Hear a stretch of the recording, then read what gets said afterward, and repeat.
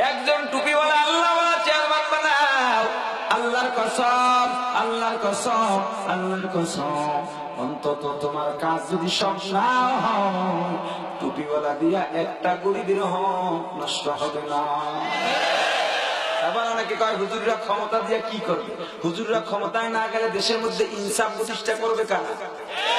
হ্যাঁ, ইনসাফ যদি পাইতে চাও হুজুরদের ক্ষমতা লাগবে।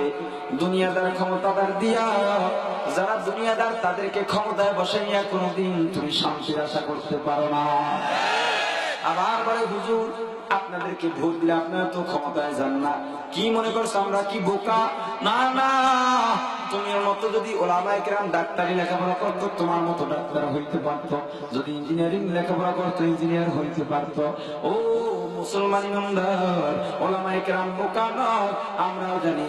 আমরা যদি এখন হাত পাকা মার্কায় পিছার চরমাইকে একটা ভোট দিই, এত সকালেই ক্ষমতায় যাবে না, এটা আমরাও জানি।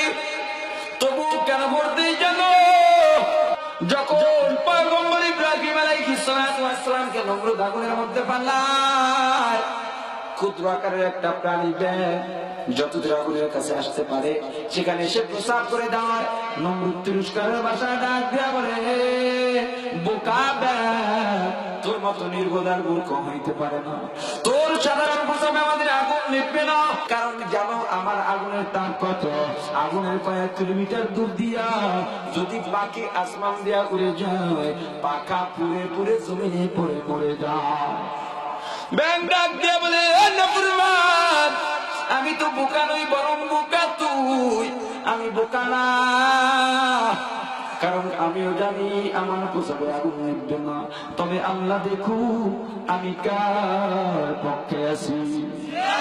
কিয়ামতের ময়দানে আল্লাহ যদি জিজ্ঞাসা করেন, বান্দা ইসলাম কায়েমের জন্য কি করছো? আল্লাহকে বলতে পারবো, আল্লাহ আমার হাতে ক্ষমতা ছিল না, টাকা পয়সা ছিল না, একটাই মাত্র অধিকার ছিল ভোট। আয় আল্লাহ, ভোটটা আমি ইসলাম কায়েমের জন্য তোমার পক্ষে দিছি। আল্লাহ যদি চায় এই একটা ভোটের উসিলায় আমাদেরকে জান্নাত দিয়ে দিতে পারে।